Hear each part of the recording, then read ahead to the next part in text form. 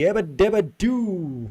It's time for another podcast, buddies. It's almost month end, so we're gonna have a movie podcast tonight. And let me bring you the agenda for today's podcast. Wait, MaddiE, wait. You're a gamer, right? Yeah, I'm a gamer. Wait, before going into the podcast, tell me, haven't you heard the news? What news?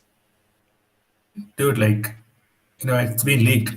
GTA 6 release date has been leaked. I know, you don't know. Oh wow, man! I have played GTA. I like GTA. Yeah, I mean the trailer was Yeah. released, and yeah, please tell us like when it is releasing. Wait, you really don't know? I don't know, man. Like I saw the trailer, I liked it, and I played GTA 5 and 4, the Vice City and all. Like I really like the franchise, and I am actually excited to. It's a meme also, right?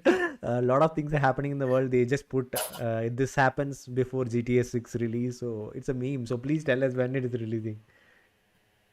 Yeah, I actually have insider knowledge, and the main reason I did this podcast is because the release year is actually in the title of this podcast itself, 2049. 2049, dude. I'll be like 50, almost 60, man. Okay, the prank Those are is famous. This doesn't sound weird at all. yeah, it's okay, fine. So it was just a prank, guys. GTA 6 leaked release date is 2049. It was a imaginary date. We do not know. So let us get into the podcast Hey, it may be agenda. true, okay? You never know. It may be true with the rate it's going. Yeah, but probably it'll take a decade, man, not more than that. Okay, let's jump into the movies podcast now. So we have the guest speaker. So not many would know. He's already appeared in one of our podcasts in filmmaking. So he is gonna return. He is returning today, and his movie, recent watch, and one of his favorites, Blade Runner 2049. So that's the prank, if you haven't noticed or observed yet. And we'll have some fun activities as usual. So without any delay, let's get into our podcast and start it. Yep.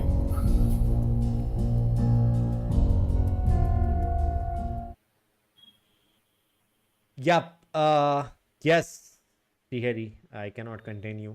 And we have officially started the podcast. So, buddies, uh, I hope you're listening to this. And today is Friday, November 29, 10:38 p.m. local time, Bengaluru, 20 degrees Celsius. I have locked my door, my bedroom door inside my home, and I've made sure the door is locked for the whole day because it stays warm this way. It's so cold, freezing cold. It's 20 degrees Celsius, and it could drop to 16, 17 by midnight and early morning. So Bangalore is freezing nowadays. And yeah, let's give the stage to our guest speaker, Srihari. Please give us a short introduction. And yeah. Hey guys, Maddie, thanks for the intro. I'm Srihari, and I'm basically like a techie in Bangalore, which is a very unique profession by today's standards. And I write stuff like on the side, like write movies, short plays, like random musics on a Tuesday, like whatever thoughts I get, like just random. I try to make it into movies, make it into short movies. Hopefully, we'll write a book one day, although it's seeming more and more distant.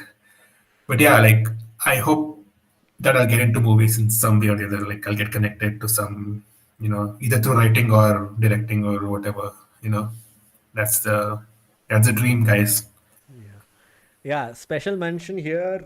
Srihari has been part of MWM Movies Filmmaking Club for more than a year. Last year he was touch and go. He used to come, I guess, once in 2 months, and he had attended a lot of film shoots. One of the main film shoot was 2050 Taxi Robo. So he was a rude passenger.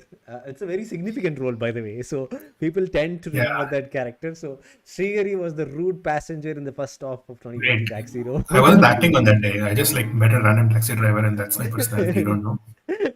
Yeah, so he has been part of our MWM Movies Filmmaking Club, and this year he got the opportunity. There was an opening in our core team. No one, literally no one was there. So we started doing movies together, and from March, I guess, this year, he has been our core team member. So core team member usually they come whenever we request, Irma, uh, and yeah, there was an interruption. So core team members usually are reliable and dependable. They come whenever we request, and we kind of give more opportunities to them. So you can already see a couple of movies directed by Srihari streaming in our channel. And yeah, I'm proud to have Srihari as a core team member. And today we are gonna talk about a movie that he watched recently. Yeah, so Srihari, what's the movie you're gonna recommend us? uh, today's movie, I think, as by the title, you guys know that it's 2049.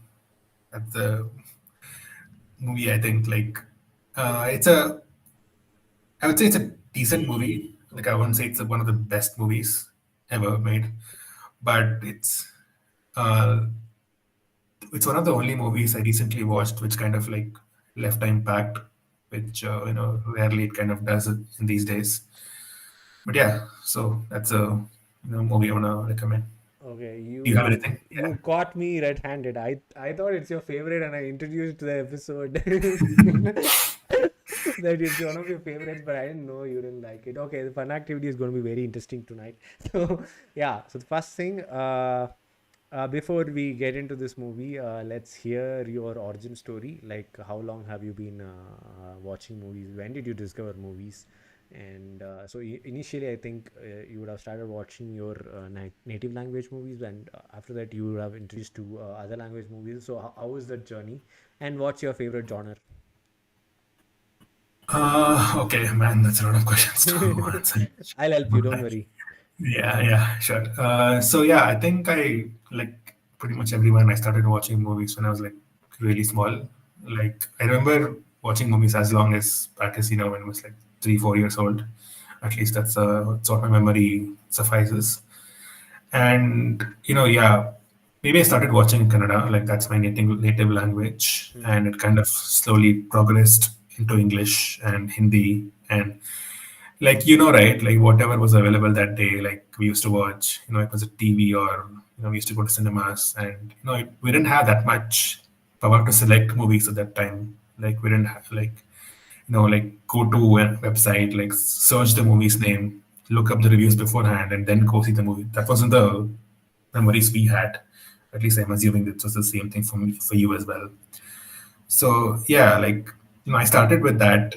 Not I used to watch movies. I liked movies, but I wasn't like really interested in being part of them as such. Even then, like even up till maybe like 15, 16, or even like 18 years of age.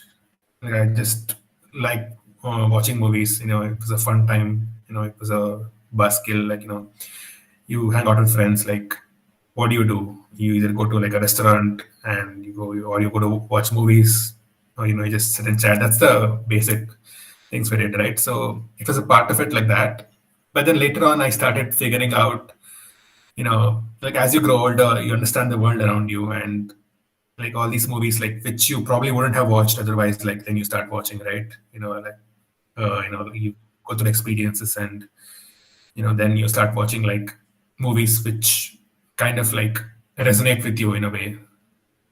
Okay. So yeah, I think that's a time actually like started like getting interested in movies in the formation part, like in the making part, where I used to think about why this character was like this and what made him like this, what made her like this, and why is the villain like that. And like I don't know about you, but Hmm. you can kind of really understand villains as you get older. When you're younger, you're like, oh my god, these bad people, like, you're always siding with the hero, and you're always like cheering for the hero and like hoping that he or she will win and like take over the villains, like destroy the villains' evil plan or something. But then you get into like good movies and you realize that it's just a matter of perspective, right? They have their life experiences, and they're just acting out what feels right to them. And I think nuanced perspective on films is something which you go through as you get older, and hopefully that will be continuing like uh, even in the future also.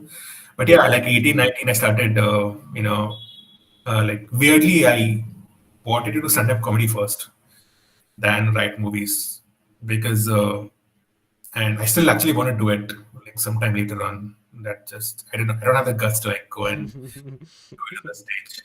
It's Okay. like, yeah, but yeah, like I became interested in writing and even directing, and like hopefully, like I'll direct a movie in the future, like which really reaches a lot of people, and at least the people who are watching kind of understand like my perspective, or at least like they feel that okay, this is something in which I go through. So yeah, I think that process started then, and I would want to get involved in whatever way, not just writing or directing. That's something which I want to achieve, but it's still in the horizon. Hopefully, working towards it. Like moving really slow right now, but hopefully gaining momentum in the future.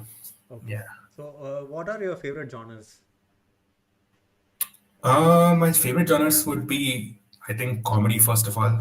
That's something which I always liked, and then something maybe like a thriller or something. I think it really depends on the phase of life you're in. If you um, like if you had experiences which like which drive you towards a slice of life films, then that's something which has happened with me and kind of like webbed down after I for some time. So it has been like this like crescent row, like up and down process where I've liked some films because of the experiences I had at that point of life, at that point of time. So yeah, I think, but my all-time favorite would be comedy, obviously, because Okay. it always gives yeah. All-time favorite comedy. Nice. Cool. Since you are a filmmaker, I think I can ask a lot of questions on this movie. So, but let's stick to the basics. What is the story of this movie? And if I'm not wrong, this is a sequel to Blade Runner 1982 film. So this is 2017 film. And let's start with the story of this movie, Blade Runner 2049. So what is the story? Okay, I'll try to like keep spoilers apart for people who have not yet watched it. But yeah, like excuse me if I do give out spoilers. So yeah, it's about at the core, it's about um, isolated man's struggle against the system in which he's in. So our hero, the Blade Runner. By the way, Blade Runner sounds kind of like like a very weird name to give, right? A person who runs the blade, and like so it's kind of like weird. Like that's what I felt with a lot of movie titles. But yeah, it's nothing. He doesn't run a blade. He's just kind of like a cop, basically. But the thing is, he's not human. He's a manufactured biosynthetic being where his body is made up of like regular cells and stuff, but it was synthesized. Like the core principle of this movie is that there is soul in humans, right? And in people who are not humans, like replicants as they're called in this movie, they don't have a soul, like assumedly in the starting of the film. And that's what he thinks of himself. He's a person who was born to like fulfill an obligation or a part in a society which made him. So these replicants, right? They're made by this corporation, the Umbrella Corporation, which basically made them as aids to humans in the starting. And the apparently I've not watched the first film yet, but I think the story is that these replicants start out as basic servants of humans in this beginning, but then they go on and they become rebels and start fighting back against these so-called oppressors, the humans, and some of them do succeed. But then the later versions of these replicants, they were programmed so well that they wouldn't fight back, they wouldn't disobey orders, and they would just like carry out whatever you say to them. So that's our hero. He's basically a low-level cop. He's ordered to like track and kill, older versions of these replicants. and that's what he does the starting itself. He hunts down somebody, somebody older than him and somebody far more experienced than him. But the thing is that obviously he's like the latest version of the replicant, right? So he has more powers and can easily apprehend this guy. So something which this guy tells him in the end before he's about to die, like kind of like catches onto his heart. The dying replicant says that, you don't know the miracle of until you've seen it, right? You don't really expect a miracle until you've witnessed it. So this is something which our hero has never ever experienced. He has never ever experienced something out of the ordinary. He's just like a regular man who's just carrying out his orders, like, and just living a basic life as and such. And even his girlfriend, like his so-called girlfriend, is an AI version of an app. This company creates this called like companions or something, which are just like, they're fed with data and they are supposed to be this holograms, and they act as girlfriends and such, and you can upgrade them. And by the way, the girlfriend is played by Anna de Armas, if I'm pronouncing it right, and she's done great in this film as well. It kind of like captures their best parts of themselves. Ryan Gosling, the hero, even he's done a great job. His subtle performance is like really great. And yeah, so the basic thing is that he becomes more human as this thing goes on. He discovers this thing, and he discovers a body in the ground beneath the killed replicant's house. So he's like, how can this guy have feelings, right? We're not supposed to have feelings. So yeah, his journey on to like discovering his eventual uh, personhood, maybe, like, even like he learns how to lie. He learns that even he's worth of value, and he's not just like a pawn in the big game, right? So his journey is something which this film encompasses, and it's a beautiful film. I mean, I said that it's ordinary, but it's a beautiful film. I usually have like a high. I try to, yeah, exactly. So yeah, I think even I said that, but I still believe it's a great film, and it's one of the best to come out in the recent decade at least. Okay, so if I'm right, I have heard what you said is the protagonist Ryan Gosling is the replicant. Yes, that's right. Okay, okay. So, have you watched the 1982 movie Blade Runner, the old one? I've not yet watched it. In Okay. fact, it kind of seems stupid that I watched the sequel first and not the first movie. But yeah, I have read in Wikipedia that it's a sequel, so I'm not exactly sure. So it could be a spiritual successor as yeah. well. So it's a sequel. Hmm. It's pretty a direct sequel. Yeah. Okay, so what is the role of Harrison Ford? Because he's the protagonist in 1982 film, and what does he do in 2049 Blade Runner? Yeah. So Harrison Ford, like, great guy, very down to earth guy. He played the protagonist in the 1992 movie. So, like, I'm not yet sure whether he's a replicant or not in this movie. Like, I think, if you have watched it, you can like confirm that. But the thing is, like, he had a child. Like, I'm trying to minimize spoilers, but yeah, he had a child with another replicant at the end of the first movie, and this guy, basically Ryan Gosling, like, he tries to hunt down this child, or at least tries to erase the markings of it. And on this journey, he basically believes that he, with his implanted memories, basically these replicants, right? They don't have memories of their own, so they get created artificial memories and then they get implanted within them. So he believes that he actually is the child of Decker, that is, the first movie's protagonist, Harrison Ford, and the heroine of that movie. So he goes on this journey to, like, I guess, understand where he came from, and the moment he learns that he's actually the son, or supposed son of Harrison Ford, he gets this purpose that I'm something maybe more of a replicant as well. I'm maybe an actual human, right? It's a big thing if a replicant is able to produce babies, right? It's it's not supposed to, but it still is able to produce babies. So like it is almost becoming human. So it can almost like replace humans in some way. So it's a big turning point in his life. And he goes on and like eventually searches for Harrison Ford and eventually finds him in the end and learns that, in fact, a big spoiler, but that he's actually not the son of Harrison Ford. Okay. Okay, cool. So, before jumping on the performances, so how is the narrative and writing, especially when you are a writer, aspiring writer director? So, how do you make of the narrative and writing in Blade Runner 2049?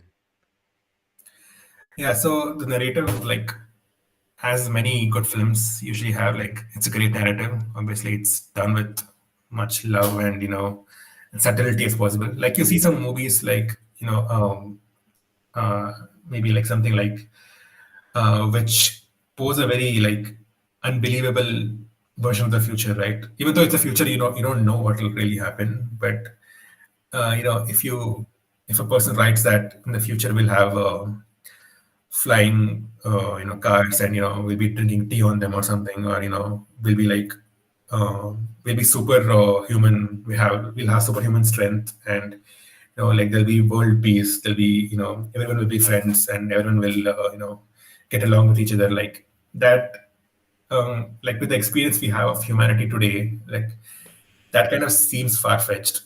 Even though like I'm saying it might happen, but I'm not like with the history we have, with the 2,000 years of written history we have, like humans are pretty much the same, right? Like we get into wars, we get into like we are like never, you know, I guess like that. Like even though the technology might improve, like we still don't like relinquish the human part of us. That we're still like over glorified monkeys. Like we have big brains, we are proud of it, but in the end we are just animals. So but like this film is not like that. It really shows a future which you might believe, which could actually happen. These tall skyscrapers and an environment which is gone, which is totally like lost. There are salted fields and no vegetation, and any tree is actually a part of history. Like there is just pictures of trees in books. Nobody can see an actual tree anywhere. Everywhere you see there is just rainfall and tall buildings with advertisements in them of these various brands and products. Like so that is a future. It's very gloomy, but it's a future which you can believe, right? So the building of this world, the narrative building of this world is it's great, like simply superb. And I believe that to make a great film, the writing is the highest, requirement. You can have great actors, you can have great production, you can have great, everything else, right? Like great staff on the screen, but if you don't have a good story to begin with, like it can be like it can be saved with good actors, but like uh, basic good stories is the main building block of any film, is my opinion, at least. I mean, I don't. There might be people who disagree as such, but like, but I think that's the main thing you have to have. But apart from that, I think which this film does quite well, and on that we have great performances by these great, amazing actors, which really adds to the film. I mean, they are integral part of it as well, and everything works in sync, so everyone is on board. Like usually in film sets we have like where the hero doesn't like really align with the actor, doesn't align with the story, or like tries to like pull it away towards his version of things, which doesn't happen in this film. So everything kind of like worked very well in sync together to like make this film. So the writing is like obviously, yeah, that's just a question you asked, so yeah, that's great.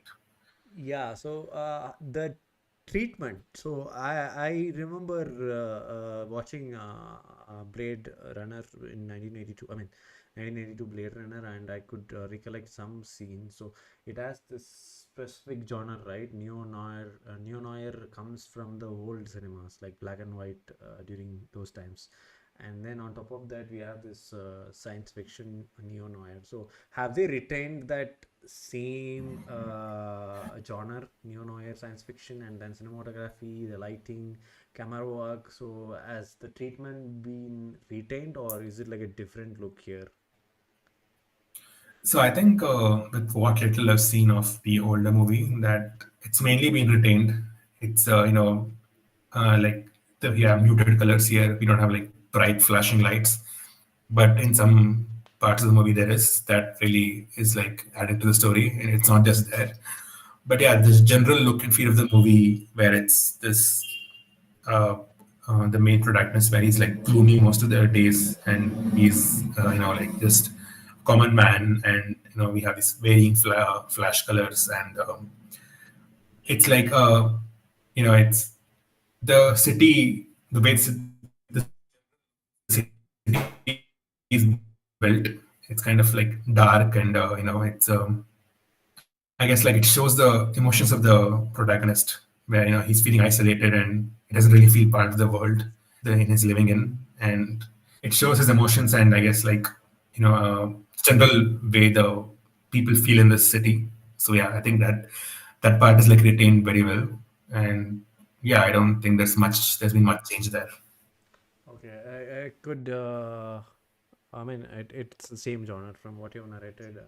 I feel they have retained because if it's a sequel and it's a particular genre, right? So it's a series of Blade Runner movies franchise, so they should retain it, and they have retained it. Now I'm excited to watch it because of the cinematography work. Okay, cool. Moving on. The next question is. Relationship between robots and humans. So, what do you call them? Replicants, right? So, basically, they are a version of robots, right? Applicants, yeah, that's right. Yeah, humanoids, you would say. Yes. And especially 2024, we live Yeah. in the beginning era of AI. I would say it's not yet the era of AI. We are just starting, beginning era. So as a director writer who has already done a Yeah. film, 2050 Taxi Robo, dealing with this topic, relationship between AI and humans, how have they portrayed this relationship in the movie? So one of the great things about this movie is that it shows yeah, it has a basic story end as well, but it shows the politics of the general time of that period, right, of 2049, the imagined version of 2049 very well. It shows what's driving these overall events, like what the corporations which are building the robots is about. So yeah, the relationship between the humans and the robots is, I would say, it's kind of bad. Like the robots are supposed to be, robots is like a bad word. Like these replicants don't really have machinery in them. They don't have like flashing lights or circuitry in them. So they are just like bionic like us, but they're manufactured. That's the only difference. So they are supposed to be uh, undermining to these humans. They're supposed to like answer to their will and whatever they say. So great relationship, difference we can see in this movie is that the protagonist Ryan Gosling, right? He's a cop, like a pretty low level cop that, and his commanding officer is actually played by I forget the actress's name, but I think it's she played Jenny uh, in Forrest Gump, the movie. The actress who played Jenny, I think she's the like commanding officer character in this. So which is played beautifully by her as well. So her treatment to him really shows that how different they are differently they are treated, right? Like even though she's like not a bad person, like she's not like inherently evil, she still treats him as something of an underling, not to be cared about, and she frequently is, I would say, like rude to him because she doesn't really believe that he has feelings which she should respect. She inherently believes that maybe due to her conditioning or the way she's brought up, that this is just a uh, that it's not a true human. It's just a bionic figure, and you can like just tell what to do, and like you can command it without really caring for its feelings or being respectful to it. So her relationship to this man, this Ryan Gosling's character, is like really, it shows how the attitude of people then is towards these replicants. And as like I said, like in the history of this movie, like we hear that there have been rebellions from other replicants, when older versions of these replicants, they have like fought wars and stuff. But these replicants, these new versions, they're not supposed to have feelings. They just like do whatever they're told to do, and whatever like you ask them, like they will do it without any hesitation or like without understanding the implications of it themselves. So I think a great scene is where Ryan Gosling's character is kind of like getting into himself and like is believing that he's not really a replicant and he's human. And he asks his superior, that is his commanding officer, that what is what do you think is the difference between a replicant and a human? And she says that it's a presence of a soul, which kind of really brings into question like, so how do you define a soul, right? Even with the modern AI revolution we're witnessing, as you said, like an AI robot is just you feed data into it, and it sprouts out answers regarding to the data it's been trained on. Like, can it think? Can it feel? Can it really form opinions on its own? So that difference is something which is highlighted very much in this movie, where it's the presence or absence of a soul is like not really. They never say that it's whether replicants are real or not, whether they have actual feelings or not. It's something to be implied, and it's something to be understood through subtlety. So yeah, I think that they're not answering the question straight out, but you kind of feel that these replicants do have feelings of their own. At least they can grow to be true humans as they age or as they gain more experiences. So I think you know the way they treated like these robots or replicants from these humans, it also brings out a certain aspect of like modern racism and such, where people think that these people are like not really you don't really need to care about them. They're just there to do a job, and if after they've done that, you can just like throw them out. Like there is no actual feelings towards them, actual care about them. So that aspect is there as well, which you can see in the movie. It's not yet it's not very obvious to see that, but yeah, parallels can be drawn between them. I So yeah. I have one question, but I will take it up in the fun activity section. So the next question in line is why 2049 particular year? So have they explained it in the movie that they chose this year for the title for any particular reason, or because of the narrative or story timeline, it happens after so many years from the 1982. So I'm not exactly sure when was which year was projected in 1982. Looks like in 2017 they projected to 2049. So I just want to understand like why particularly 2049. Yeah, to actually answer your question, in 1982, I think they projected 2017 actually, or 2024. I'm not wrong. Like at least between those two dates, they Okay. projected that.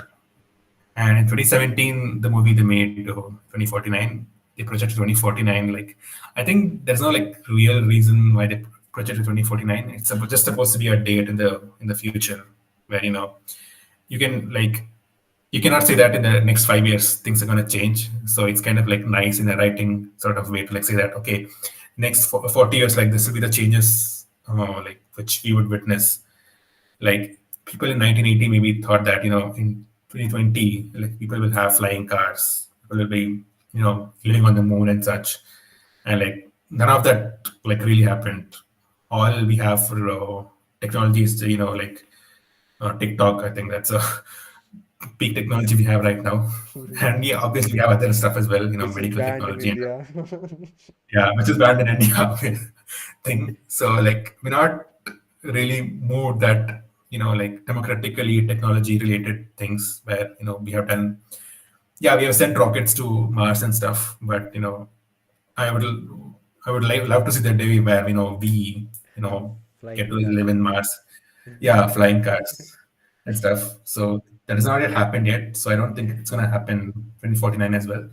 But I think why they chose the date 2049 might be that, see, 2050 is like too much of a cliche, right? So 2049, one year back is kind of, it's a nice, and it gives out a sense of like realism as such. I Okay. think that might be the reason. I'm not really sure. Okay. Okay, cool. So, fact check. In 1982 movie, they projected 2019. So 2019, yeah, that's yeah. 37 years into the future, and from 2017 to 2014, 32 years into the future. Okay, cool. So yeah, Yes. yeah. The next question would be on the performance. So we have three popular figures: Ryan Gosling, Harrison Ford, and how do you pronounce her name? It's really difficult to pronounce it. Yeah. Let Anadi me. Armas, maybe something like. Oh man, Anadi Armas. Armas. Okay, Anadi Armas. Wow, So, great. did they have any more celebrities? I mean, popular, worldwide popular face, and within these Um, celebrities, yeah, please can go you ahead. guess who was the replicant who was killed in the beginning? Like, I'll just say one word. Hmm, Um, Reslo. no idea, man. Okay, I'll give out another clue. Wait. He was in Guardians of the Galaxy. No, no, I have not watched these. Okay, okay. You not watched Guardians of the Galaxy? Guardians of the Galaxy. Guardians of the Galaxy I have watched. So which character? Can you guess? Like, he's a wrestler. Was a former Oh, okay, WWE okay. wrestler. Batista. Yep. Batista. Is it like a that's a cameo now? If he's killed in the beginning prologue itself, then it's a cameo. Yeah, like it's technically a cameo, but the thing is, his death really weighs too much on the movie to be considered a cameo. Like it really sets off things. Like it's a very important part of the film. Like you see some cameos where they just come in and like it has no impact on the film whatsoever in the future. Hmm. But this guy's like his. By the way, it was like really surprising how well he played the role. Really, with so much depth and emotion, and like it really shows that what people think of replicants as like these soulless creatures who will do whatever you tell, like that they're really not that they have feelings and they care for people and everything. So yeah, his cameos was like great. And apart from the him, like we have as I said, like maybe you can check it, like the actress who played Jenny in uh, Forrest Gump, like I forgot the name. It was like really kind of like a weird name, but yeah, like she is the commanding officer, and she has done Sylvia a great job as well. Sylvia Hoeks as Love. Yeah, Sylvia Hawkes is actually, I think she's a like antagonist, or maybe like one of the antagonists, you can say. But yeah, she was not a cameo as such. I don't know whether she's a celebrity or not. Like, not yet really watched a lot of her stuff. But yeah, but the commanding officer is like, is kind of like a main actress in the Hollywood sphere. No, Okay. So which is your favorite character? That's the question. mm, I'd like to say I'm stuck between like Sylvia's and the main guy, Ryan Gosling. Ryan Gosling character is like more grounded, and he's like pretty alone in this new film movie, right? He's like he doesn't really have any people he can connect with, and his girlfriend is just an AI projection, like it's not real, and he really thinks like he's not human, so he doesn't even try to like make friends. He doesn't even try to like talk to other people and stuff. Even when the people talk to him, he's like very dismissive of them, and he's like this glorified loner kind of projection. So I think his kind of character is like really great. He's played it really well, and because such people like, exist in society, right? So you can like see them, and you can empathize with them and stuff. But the other great character is obviously Sylvia, was played the villain. Like she's a replicant as well, but the thing is like she's an advanced version of it. Like she actually has a name, unlike Ryan Gosling, who's just like one of the mindless replicants, right? He's like nobody really cares. Like maybe his name is just a number or something, if I'm not wrong. But this new replicant, Love, played by Sylvia, is like she can basically lie, which Ryan Gosling learns later, but she can lie from the get go itself, where she can produce a more happier version of herself in the future, in the exterior, but is like really more cold and calculating in the interior. Like she has like personality difference, which you can see in humans, which kind of like really shows how close the humans and replicants really are, right? Like yeah, it's her character is like really well written. Like she's supposed to be antagonistic, but her motivations are like really very real. Like she wants to be favored by her boss. She wants to like showcase her abilities, and she really does. And she's a great like character as well. So I think ultimately because Ryan Gosling is a hero, like I'll go with him. But I would like to have a special mention for Sylvia as well, like love as well. Okay, so I was just looking at the poster. So we have to discuss one department here, the costume and wardrobe. So especially it's a particular setting, right? Periodical into the future, 2049, science fiction, neo-noir. So the costume and wardrobe has to be set apart and extraordinary. So did they have an impression, or was it like ordinary? I think it is ordinary, but I think it is ordinary because of a reason where like it the clothing of that period like really it's very muted colors. It really doesn't showcase the personality of themselves. It's at least for Ryan Gosling, he always wears these hoodies and like coats and stuff. These like long coats, and it shows that he's closeted in some way. That he doesn't really he's not really an active part of society as such. And for love as well, it's she always wears these latex coats and such stuff, which I don't know why that was used. Maybe it's like she's very good looking, and that really accentuates her figure. Maybe that's the reason. But also think that robots of that period like might be using that. That might be the reason. But I don't think there's um, clothing like it it doesn't play a pivotal role as such, but it also like it really feels that people are like people who are wearing this stuff is like it makes the film more believable as such, but it doesn't really stand out as such. I think that's a great achievement as well, to make in a film where you don't feel anything wrong in the get go, but it doesn't really add that much to the film as well. It's not noticeable. What about the music? So I remember when I was making Taxi Robo 2050, I was listening to a lot of tracks. So one of the soundtracks, one of the movie soundtracks was 1982 Blade Runner. So I have used certain tracks from that film. So music was a great deal in that movie. That's what I'm saying. So Yep. 1982 version or the first movie, it had a beautiful soundtrack. So how is the soundtrack here? Yeah, I think it's great as well. I'm not yet watched the first movie, so I think based on your judgment of it, I think I will like watch it soon. But even in this movie as well, 2049 as well, it's the movie music plays a great like it's a character in itself. Like how the city is a character in itself, the music is also like it showcases the feelings and general consensus of that period, right? Where it's a eerie silence and showcases what Ryan Gosling is feeling within himself. That he's not essentially like happy, like fulfilled. He's supposed to be this cop, and but it's he's one of the great remnants of these characters from the 1940s, where good guys who's trapped in a bad world, but who still tries to do good anyway because that's the only thing he knows. Doesn't really know how to try to be evil.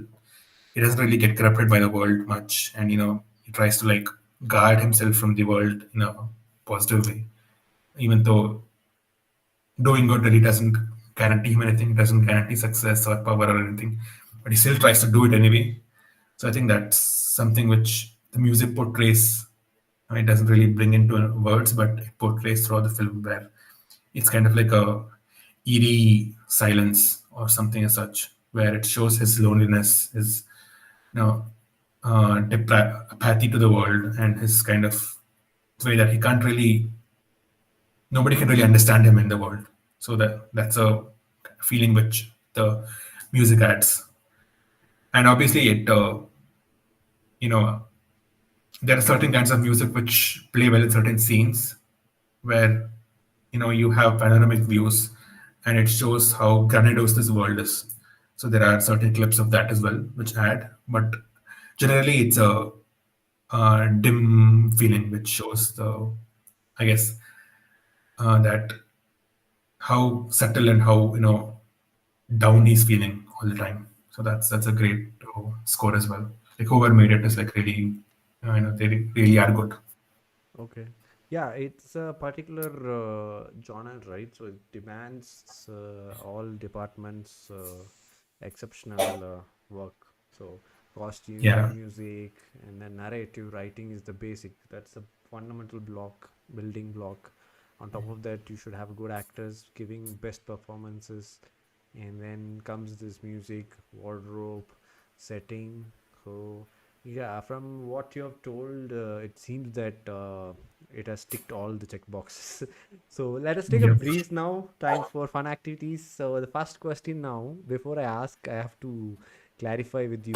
So now, do you like the movie or not? First, in the beginning of the episode, you said it's not my favorite. You don't like it, but in the middle, you were saying, okay, I think it's a good movie. I appreciate the movie. So, what is your standpoint now?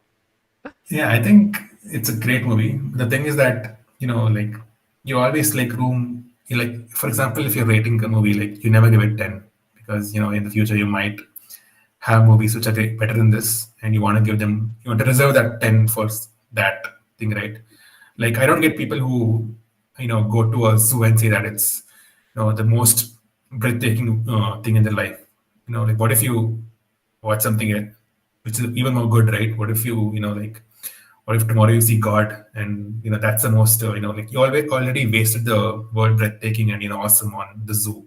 It's pretty average in the case, right? So I don't want to hold out the scores like that.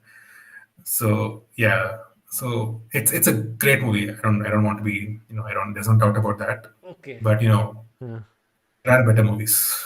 Okay, so then I'll go with the traditional question where we assume that you do not like this, did not like this movie, and you feel like even though you watched it for free in OTT, it's absolute bullshit, and you feel like your 2 hours time is wasted. It's a 2 hour 35. How long is it? 2 hour 43 minutes movie, right? So you felt like your time has been ripped off and you're so furious, like now you have to complain everything Yeah. about the movie. So that's the character now you are. So please take the stage and bitch about the movie. First of all, like it's very weird that I hated the movie and like I still like watched the entirety of it. Like I could have switched it off any time, but like I didn't. Which really shows that how wrong I am. But like, yeah, still I'll play the character now. So I think I like, in my opinion, I like very positive movies where people are having fun and stuff, which this movie was not. It was deep and meaningful, which is really not the feeling I want after a heavy day in the work office, or like I want to just chill and like have some sip a drink or something, and then watch movies which will like, I guess, like take my mind off like real matter, right? So this movie is that it's very real in a way, and it shows the complexities of human thought and emotion and such, which like who really wants that, right? All you want to do is like have fun and just chill out with friends and stuff. So that's the one complaint I have. And complaints apart from that is that this movie is like long. It's like long, especially for a Gen Z kid who doesn't like, who's like almost like addicted to watching reels, 30-second reels. Like this, You're not this on is like, Instagram, right? So how can you say that? hey, YouTube, like, YouTube shorts, you can say YouTube yeah, shorts. shorts. And Reddit, I'm on Reddit a lot. So so this is like, it really takes into concentration and that, which, it's a lot for me. And there is that. And apart from that, I think, you know, the main character in this is it like it really a lot of people, like a lot of men especially, like relate to it in a way that um, like we are told that like we're supposed to be breadwinners and stuff, and like we are supposed to be championing for society, and like we are supposed to be leading it. We are the champions and stuff, and in a lot of people's lives it's not the case. It's not, they are hating the life they're living in. They're not the best versions of themselves in their lives, right? They're not, they're just like just doing the work they're being told. They have a boss who's like not really recognizing their talents, and they're not heroes especially. So this movie like really plays into it, the character, that it really, like, I guess that's the reason why a lot of people like resonate with it. That's the one of the reasons. So I think if you don't know, it has like led to a lot of memes as such, where people are like saying, like, I won't say people, but like young men, maybe like 18 to 21 years of age, they're saying that this is literally me. Like Ryan Gosling's character is literally me. Mhm. So that's a popular page, popular meme.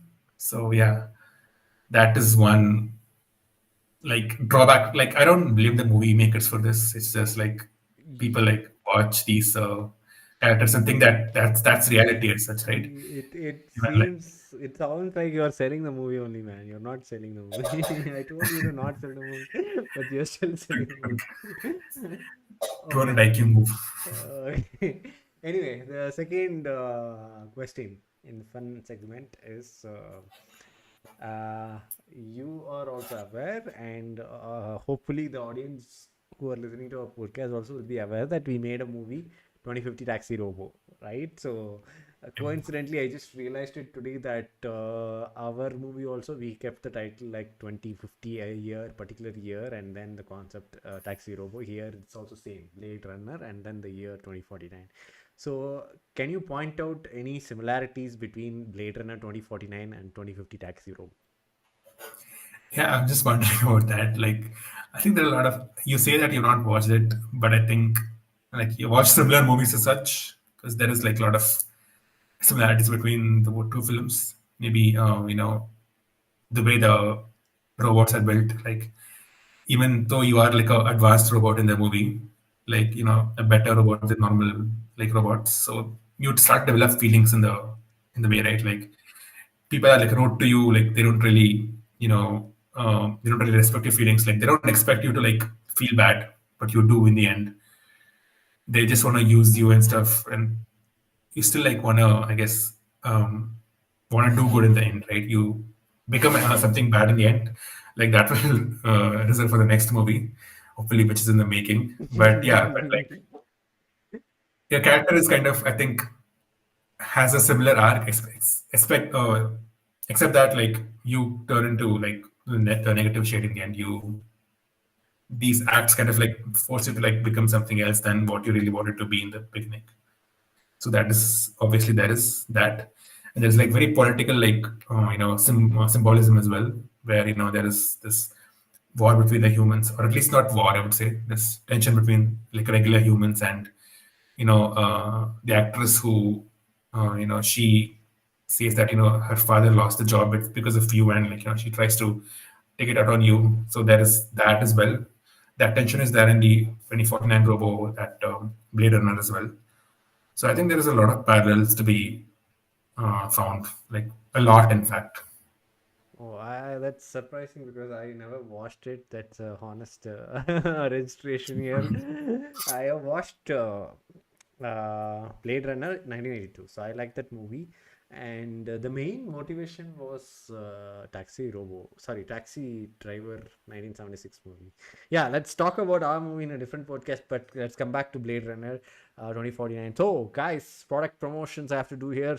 Do watch our 2050 Taxi Robo. It has a similar storyline and character arc. That's what Srihari claims. I'm also looking forward to watch this movie now, Blade Runner 2049.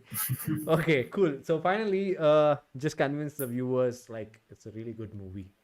I think you are on uh, the spectrum, right, where you kind of like the movie and you would want to advise movie lovers, aficionados, to watch the movie. So some pointers selling the movie now. Okay. Um, it's a good movie. Like, it's you can watch with popcorn and stuff.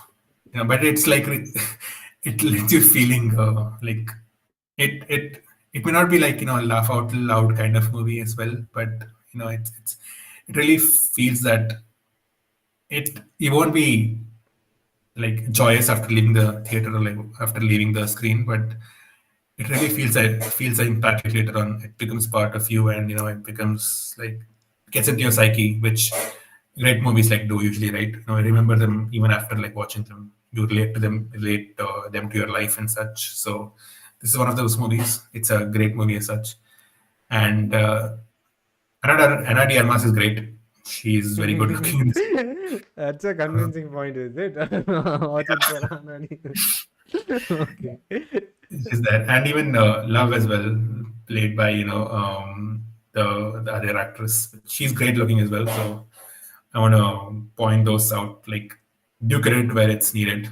So and yeah, like the rest of the story and plotline is there as well, which is secondary. Oh, But yeah, what about it's Harrison Ford fans? Even though he's like 80, I guess, 75, 80, so he still has fans. So, uh, uh, how much runtime he has?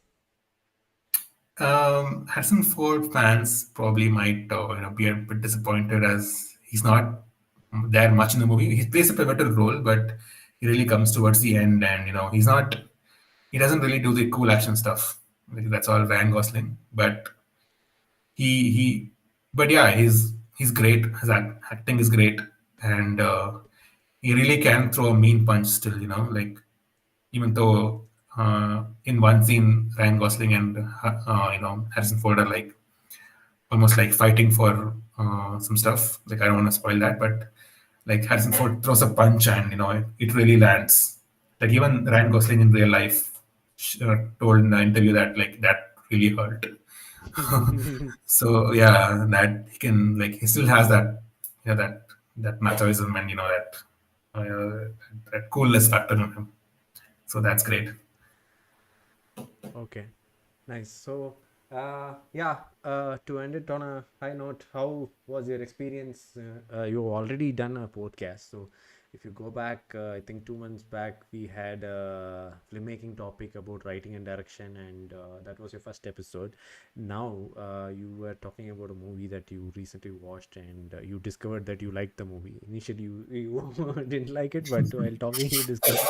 So, how is this experience of live podcast? How convenient it is when compared to the other one?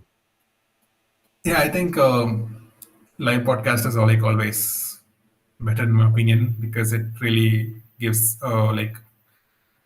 when you say that it's recorded, like you can say that okay, I'll just like talk something else, I'll just like, or if I make a mistake or something, I'll just like cut the recording and do it another time, which is like very tedious in my opinion, right? You if you make a mistake, you suddenly stop it and then you think that okay, I can do it again and again. But the thing is that it happens like maybe 50 times, and like you don't want to, and in the end you're like frustrated, like how many times will I do it? But Mm. this is more like it's more freeing in that manner where you just like talk and like you don't really care that much about like fumbles and stuff. So this is great. I like this. And how was the experience talking about your favorite movie? That like I can talk forever, but yeah, it was great. You are like a good host, Okay. so you give out these platforms for us to like discuss. Yeah. But Yeah. yeah, that's great. That was great to talk Today, about. yeah, I must apologize. Today, I did not have enough time to prepare, or else usually this is what Sharmila has done recently. So we not just talk about a movie, but we explore the topic that the movie projects, right? So every movie Hmm. projects a topic. So we could have dwelled deeper. I find we can explore AI with humanity. What could be the future using this movie? So we could have had Yeah. different discussions from the like from the beginning and then dwelled into the movie, but yeah, I was jumping between book club and other activities. So next podcast, I'm sure I'll do my homework and come prepared. And yeah, so as promised, Srihari has returned to podcast, jumping from filmmaking to movies. We hope he'll come back. Will you come back? Obviously, man, like, Yeah, in leaderboard, in podcast leaderboard, he has now scaled up by doing 2 podcasts. So a lot of people have given 1 episode, but now he has scaled up and gone up. So do give more episodes, and thanks a lot. We must give a hearty thanks to you, because I always love doing podcasts, because last year I started alone. This year I found it very intriguing when you talk with people. And I remember in the first or second year of my channel, we used to do a video talk show online. Like we jump into a Zoom call, and then we talk online. So same as podcast that we are doing right now, but we can actually project the video as well. So I will try to plan such kind of new shows. A lot of creative ideas are in pipeline. And one by one we would like to do different shows. We started talk shows. So I would suggest you to do video talk shows. So yeah, that will be better, and it will have good viewership as well. And there we can explore a lot of things. And this is convenient, as you said. Live stream is convenient for me and for the guest speaker as well, because they could be anywhere in the world, right? You could be from US, yeah, UK, and it's easy to connect and speak. So yeah, I hope you enjoyed it. And yeah, listeners, very much. yeah, thank you so much for listening. We were discussing Blade Runner 2049, released in 2017, rated A, 2 hours 43 minutes science fiction action. And yeah, please do check it out. It's a sequel to 1982 movie Blade Runner, where Harrison Ford is the protagonist. So in this movie, Ryan Gosling is the protagonist, and looks like they have retained almost all the elements from 1982, and they have tried to give a better movie. And every department has done their work thoroughly, I guess. So from what she narrated, it's a brilliant movie with a philosophical note. And especially in this early era of AI with humanity, I guess this is one movie that you could watch and prepare yourself for 2050, along with 2050 Taxi Robot movie. So do watch our movie as well. That you Cool. don't forget. Yeah, cool. So yeah, I am signing off with Srihari. I'll catch you in another live stream video or podcast. Until then, you're watching Medley with MaddiE. Bye bye. See you guys. Yeah. Mm.